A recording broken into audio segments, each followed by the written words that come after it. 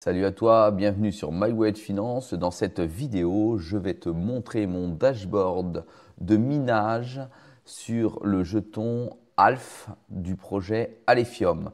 Je vais tout te donner, comment j'effectue mon virement, comment sur cette plateforme ça marche, et il s'agit de la plateforme Circle H. C'est parti.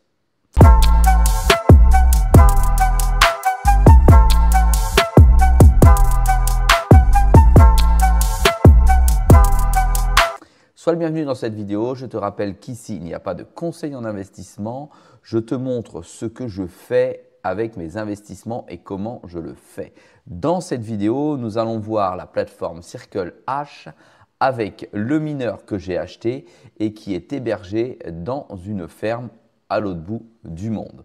Ici, sur le tableau de bord de Circle H, si tu suis mes différentes activités de minage, tu sais que j'ai ouvert un compte. Tu sais également que j'ai acheté un mineur et que celui-ci fonctionne déjà plus d'un mois. Et nous allons faire ici un inventaire de ce qu'il s'est passé. Alors dans un premier temps, tu peux constater qu'ici j'ai mon tableau de bord, qu'il y a eu un total estimé sur mon solde aujourd'hui de ALF de 2,63 $, que le H fonctionne à 0,80 présentement. J'ai un seul mineur comme tu peux le voir ici.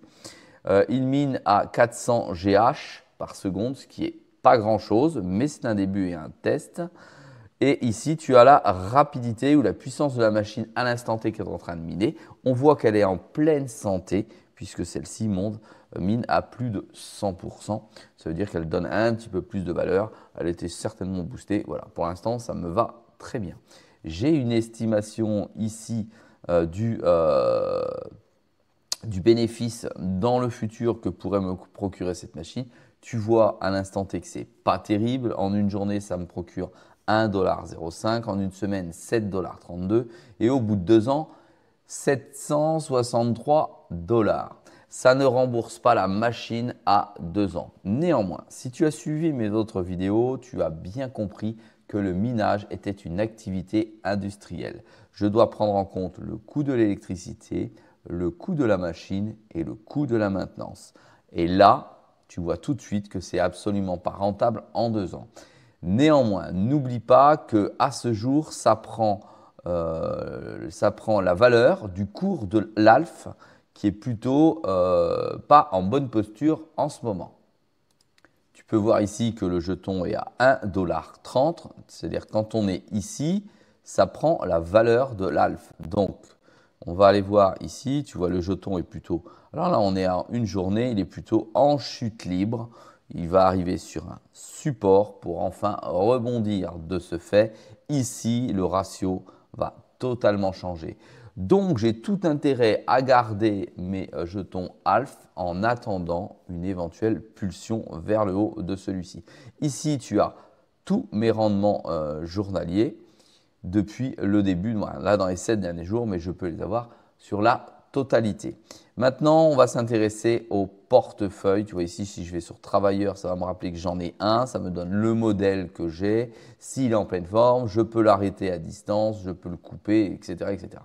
Je vais maintenant dans mon portefeuille. Dans mon portefeuille, j'ai 4 types de jetons ici. Du Bitcoin, de l'ALF, du Kaspa ou de l'USDT. Je t'explique.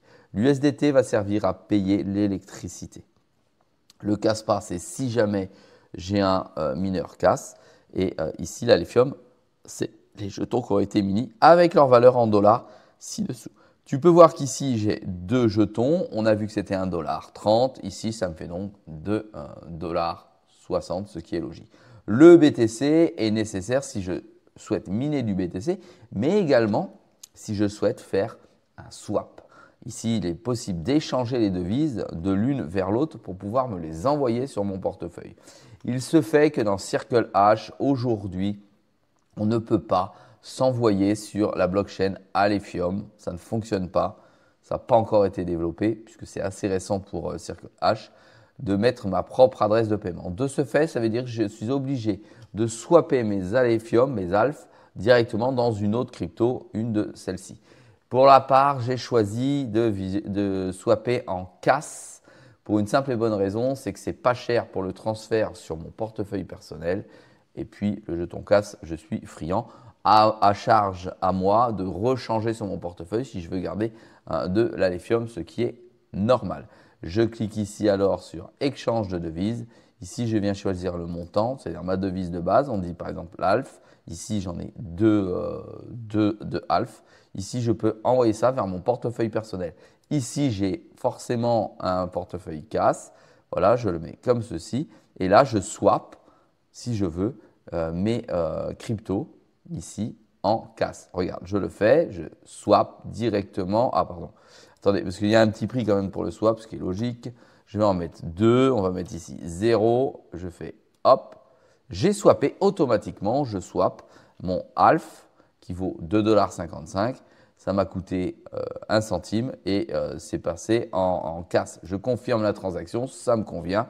Et ici, tu vois, ça a changé automatiquement à ton écran. Ici, j'ai plus de ALF, je suis passé en CASPA. Ici, ensuite, j'ai la possibilité de retirer mes fonds. Je clique alors sur retrait comme ceci. Je viens mettre mon montant. Alors, je ne me souviens plus du montant. On va dire 18 CAS. Je clique ici. Je vais mettre du CAS ici. CAS. J'ai mes 18 CAS. Je peux venir ici mettre 18 CAS, tout simplement, parce qu'il faut, je paye des frais de transaction.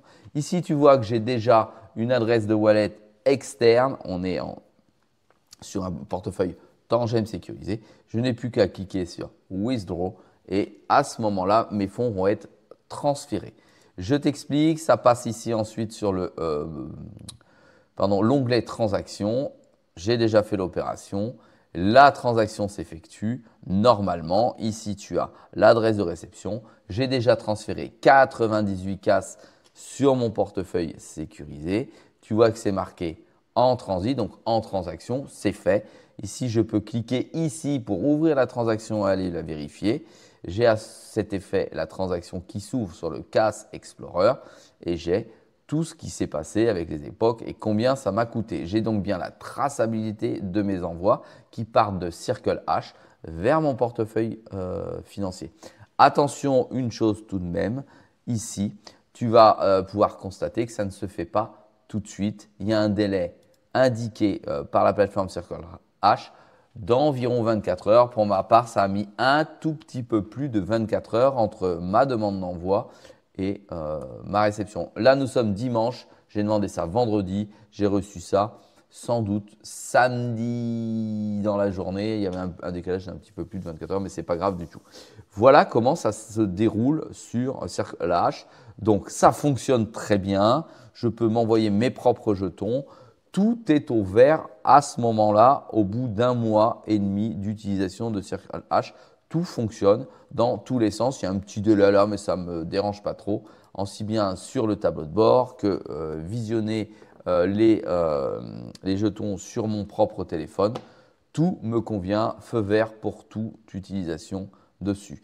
Je te dis à très vite. Si ce genre de vidéo te plaît, n'oublie pas de m'encourager, un petit pouce, abonne-toi si tu veux suivre ce type de vidéo. Je te dis ciao.